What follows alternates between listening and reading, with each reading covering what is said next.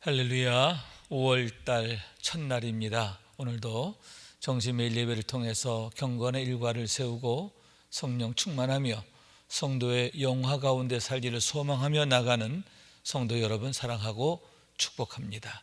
함께 사도신경으로 우리의 신앙을 고백하면서 오늘의 예배 시작합니다. 전능하사 천지를 만드신 하나님 아버지를 내가 믿사오며 그 외아들 우리 주 예수 그리스도를 믿사오니 이는 성령으로 잉태하사 동정녀 마리아에게 나시고 본디오 빌라도에게 고난을 받으사 십자가에 못 박혀 죽으시고 장사한 지 사흘 만에 죽은 자 가운데서 다시 살아나시며 하늘에 오르사 전능하신 하나님 우편에 앉아 계시다가 저리로서 산자와 죽은 자를 심판하러 오시리라. 성령을 믿사오며 거룩한 공회와 성도가 서로 교통하는 것과 죄를 사하여 주시는 것과 몸이 다시 사는 것과 영원히 사는 것을 믿사옵나이다. 아멘. 함께 찬송하겠습니다. 272장 고통의 멍에 벗으려고 예수께로 나옵니다. 찬송합니다.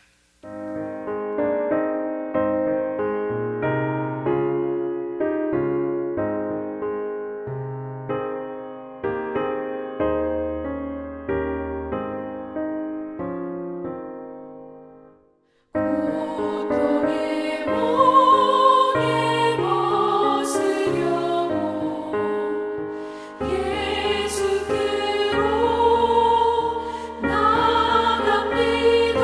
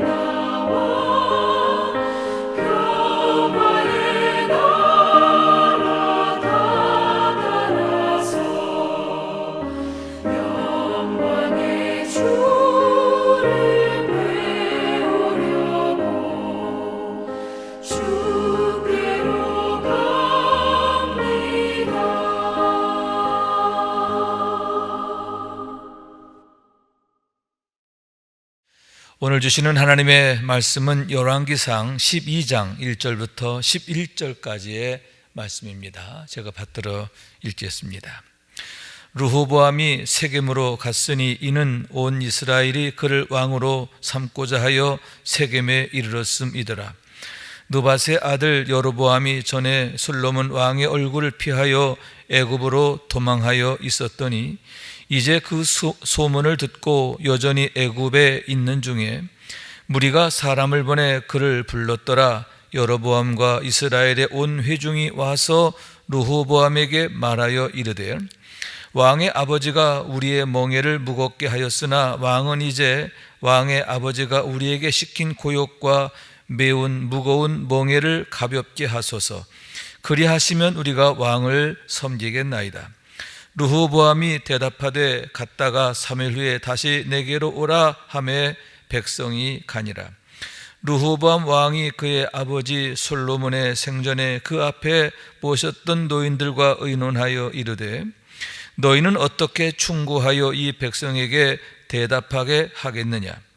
대답하여 이르되 왕이 만일 오늘 이 백성을 섬기는 자가 되어 그들을 섬기고 좋은 말로 대답하여 이르시면 그들이 영원히 왕의 종이 되리이다 하나 왕이 노인들이 자문하는 것을 버리고 자기 앞에 모셔 있는 자기와 함께 자라난 어린 사람들과 의논하여 이르되 너희는 어떻게 자문하여 이 백성에게 대답하게 하겠느냐.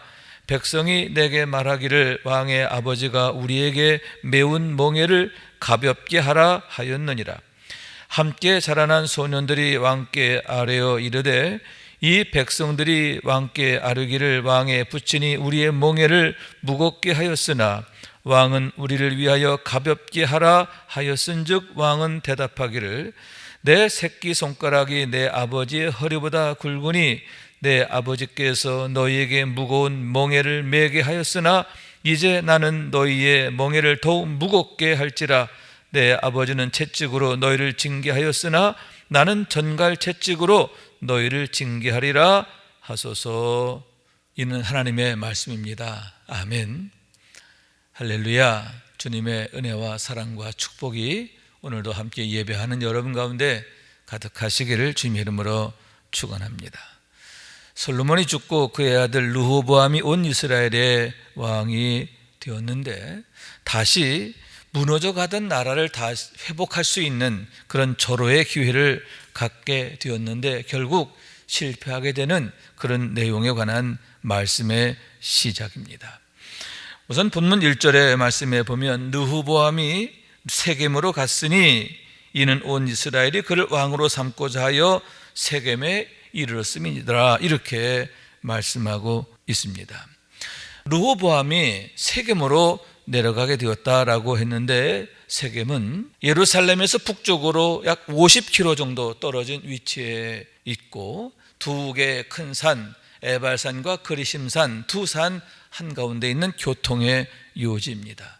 그러면서 에브라임 지파의 중심 도시였다 이렇게 말씀드릴 수 있고 에브라임 지파를 비롯한 그런 북쪽 유다 지파 외에 나머지 북쪽 지방에 있던 모든 지파의 구심점 역할을 하던 그런 지역이었다 이렇게 말할 수가 있습니다. 아울러 여러분 세겜이라고 하는 것은 유서 깊은 곳이지요.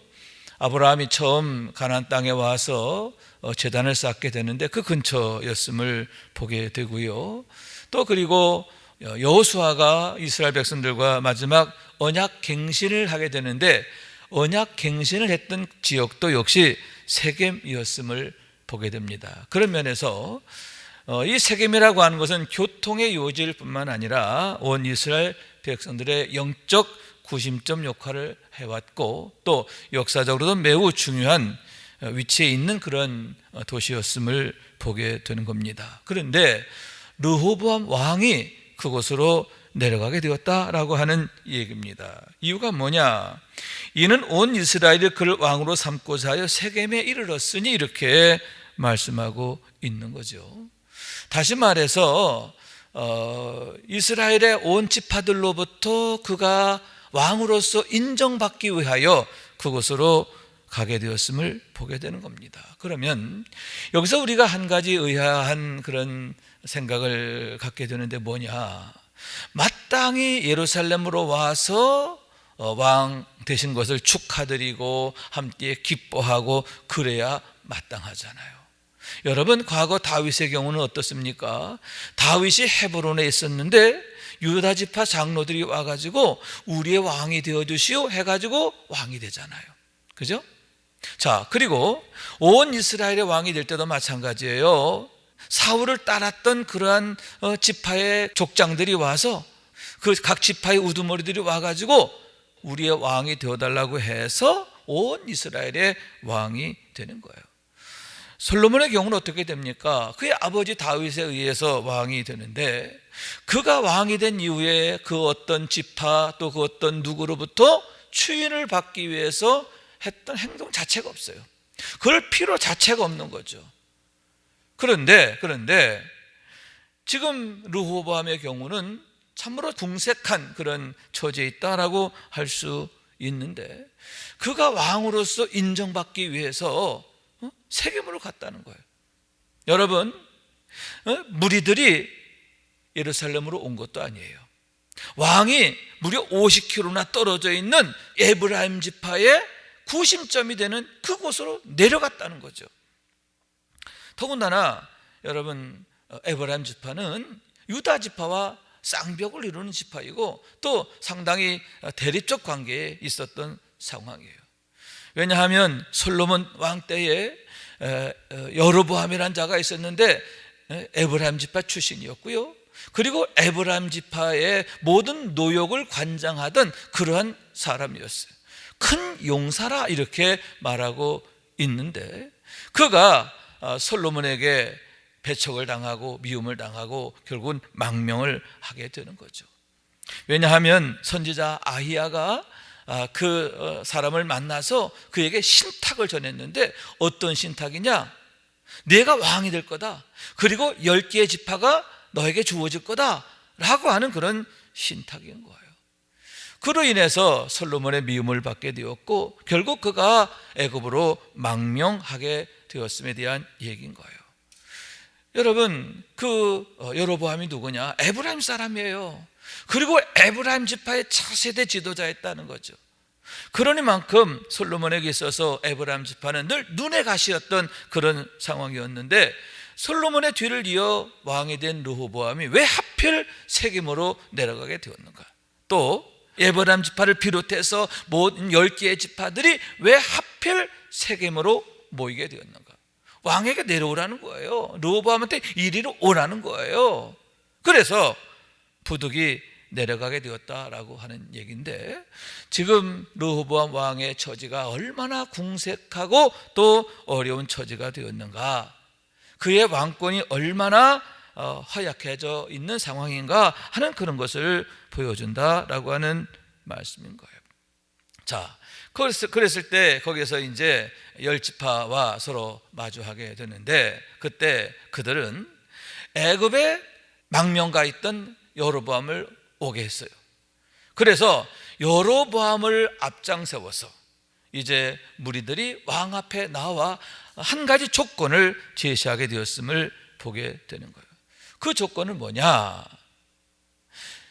당신의 아버지가 우리에게 메운 멍에가 너무 무겁다.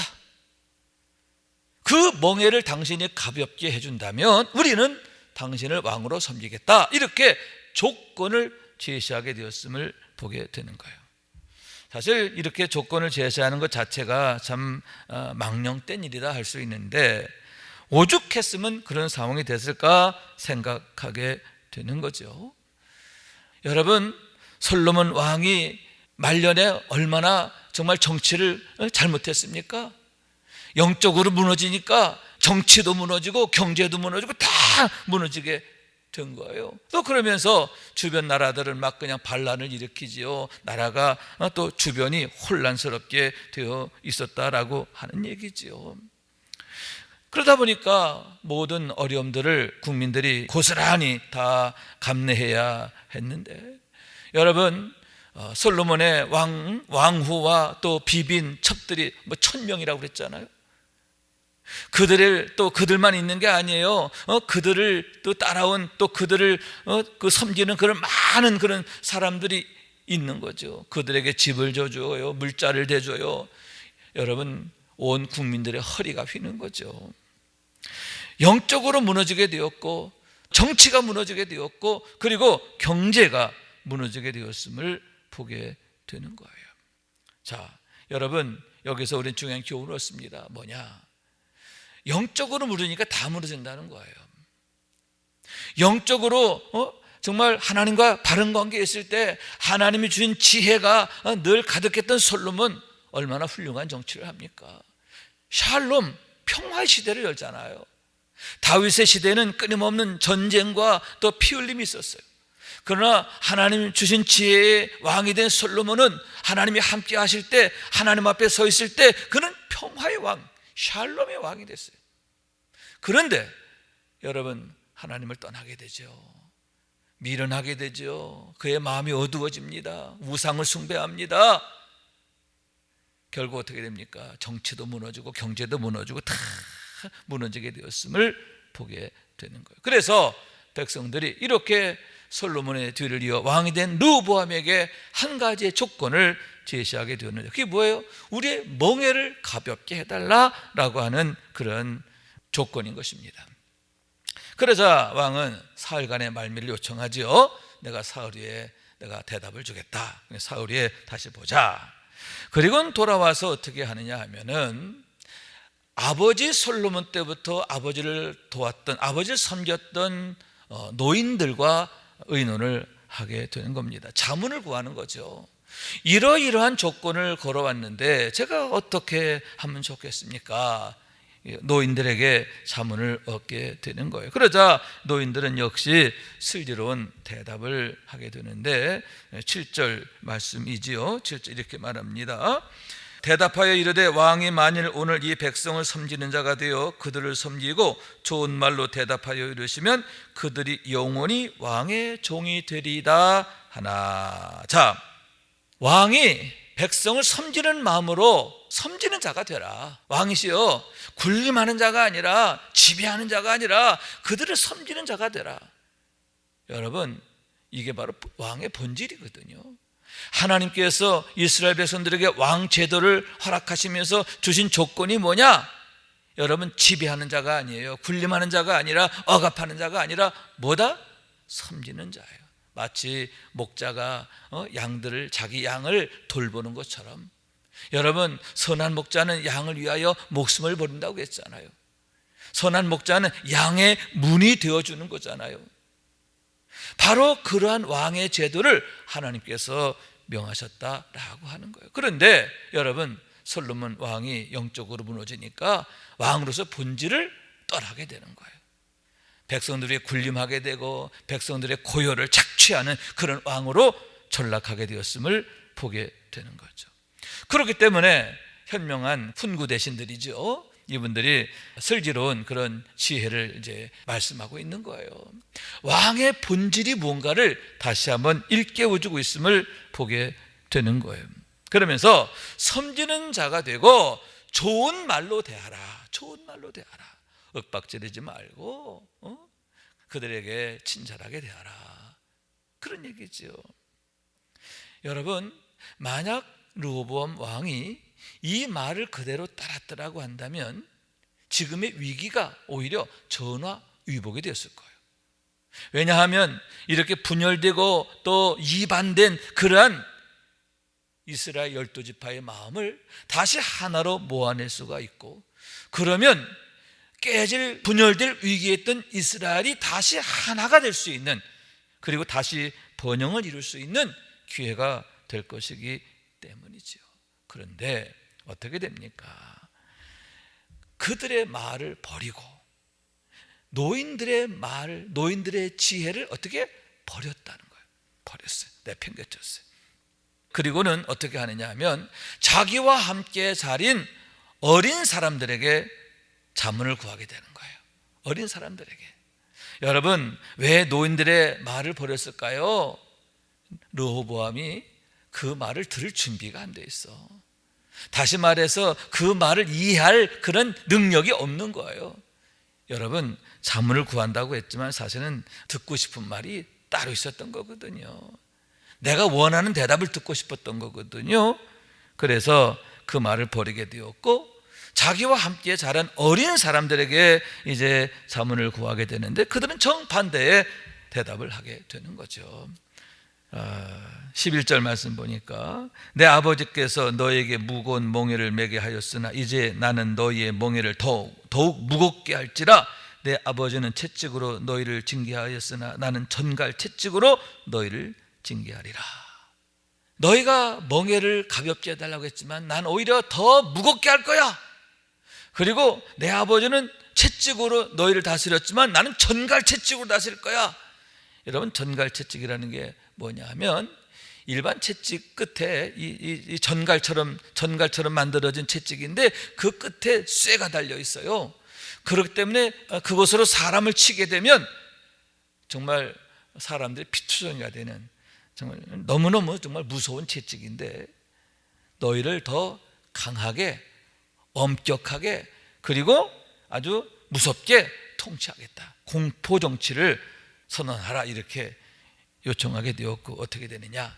결국 그들의 말을 따르게 되고 나라가 분열되고 또 골든타임, 무너져가던 이스라엘을 다시 일으켜 세울 수 있는 골든타임, 그 골든타임을 놓치게 되었음을 보게 되는 거죠. 자, 오늘의 말씀에서 우리는 세 가지의 그런 교훈인데, 첫째는 뭐냐? 르호보암의 실패의 원인인데 노인들의 말을 따르지 않고 어린 사람의 말을 따랐다는 거죠. 여기서 노인들의 말이란 무엇입니까? 지혜로운 말을 말하는 거예요. 지혜로운 말. 여러분, 지혜로운 말을 따라야 돼요. 어린아이들의 말이라는 것은 미련한, 미숙한 그런 뜻을 갖고 있는데, 미련하고 미숙한 말이 아니라, 그런 가치가 아니라 지혜롭고 현명하고 슬기로운 가치를 따라야 한다라고 하는 얘기인 거죠. 여러분, 우리가 무엇을 따르느냐, 이게 중요한 거예요. 시편 1편에도 복 있는 사람은 어떻게 한다고요? 악인의 꾀를 따르지 않는단 말이에요. 무엇을 따르느냐? 오직 여호와의 말씀을 즐거워하여 그 말씀을 주야로 묵상하는도다. 하나님의 말씀. 왜? 하나님의 말씀은 지혜와 지식의 근본이거든요. 지혜의 말씀을 따라 살리는 말씀인 거예요. 우리가 복이 되는 말씀인 거예요. 그렇기 때문에 여러분, 우리가 무엇을 따르느냐 하는 게 중요한데, 왜 르호보암이 실패하게 됐느냐, 왜 그 골든타임을 잃어버리게 됐느냐, 그거예요. 따라야 할 지혜를 따르지 않고 어리석음을 따랐기 때문이다 라고 하는 얘기죠. 두 번째, 그러면 왜 르호보암이 노인들의 말을 버리고 어린 사람의 말을 따르게 되었을까? 영적 붕괴예요.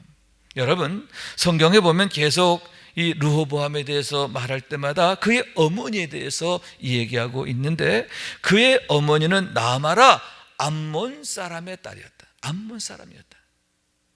암몬 사람으로서 여러분, 우상 숭배에 아주 그냥 열심이었고, 그리고 솔로몬으로 하여금 영적으로 부패하고 실패하게 하는데 또 결정적 역할을 하게 되는 거예요. 남편만 망가진 게 한 게 아니라 아들까지도 망가지게 만든 사람이 바로 나아마예요. 그런 어머니에게서 신앙적으로 바로 배우지 못한 거예요. 신앙적으로 서야 할 사람이 어려서부터 불신앙적이고 우상숭배하고 그릇된 신앙으로 자라게 되니까 어리석음 가운데 빠지게 되었음을 보게 되는 거죠. 그렇습니다. 여러분, 하나님을 떠나면 이렇게 미련해지는 거예요. 오직 하나님 안에서만, 하나님 주시는 지혜로만 우리가 바로 서게 되고 또 바른 삶을 살 수 있게 된다라고 하는 말씀인 거죠. 그렇습니다. 우리가 신앙적으로 바로 서야 돼요. 신앙적으로 바로 서는 것이 복 있는 삶을 사는, 성공적인 삶을 사는 비결이 되심을 믿으시기를 바랍니다.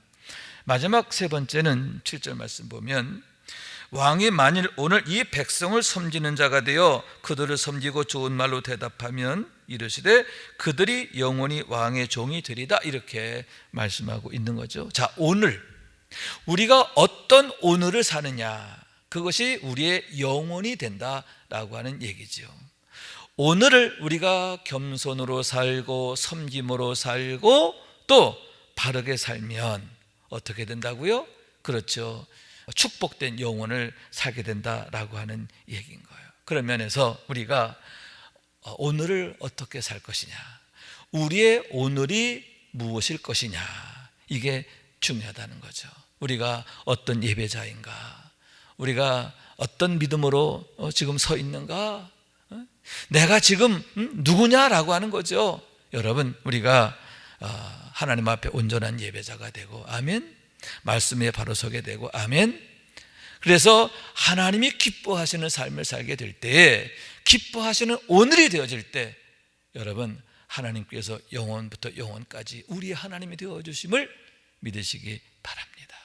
여러분, 믿음으로 사는 오늘, 더욱 충성을 다하는 오늘, 그래서 하나님의 사랑받고 칭찬받고 복을 받고 또 하나님의 늘 도우심 안에 거하는 우리 모두가 될 수 있기를 주님의 이름으로 축원합니다. 기도하겠습니다. 자비하신 주님, 오늘 르호보암의 경우를 통해서 반면교사의 교훈을 얻게 하심을 감사드립니다. 그렇습니다. 하나님을 잃어버리면 모든 것을 다 잃게 됨을 깨닫습니다. 오늘 우리가 어떻게 사느냐, 어떤 믿음으로 서 있느냐에 따라서 우리의 내일이 또 우리의 영혼이 축복될 수도 있고 그렇지 않을 수 있음을 보게 됩니다. 지금이 우리의 영적 골든타임임을 생각하게 하여 주시고 우리의 오늘을 믿음으로 바로 세워가는 저희가 되게 하여 주시어서 영원히 하나님의 사랑 안에, 은총 안에, 축복 안에 거하는 주인공들 될 수 있도록 도와주옵소서. 주 예수 그리스도 이름으로 기도하옵나이다. 아멘. 하늘에 계신 우리 아버지여, 이름이 거룩히 여김을 받으시오며 나라가 임하시오며 뜻이 하늘에서 이룬 것 같이 땅에서도 이루어지이다. 오늘 우리에게 일용할 양식을 주시옵고 우리가 우리에게 죄지은 자를 사하여 준 것 같이 우리 죄를 사하여 주시옵고 우리를 시험에 들게 하지 마시옵고 다만 악에서 구하시옵소서. 나라와 권세와 영광이 아버지께 영원히 있사옵나이다. 아멘. 아멘.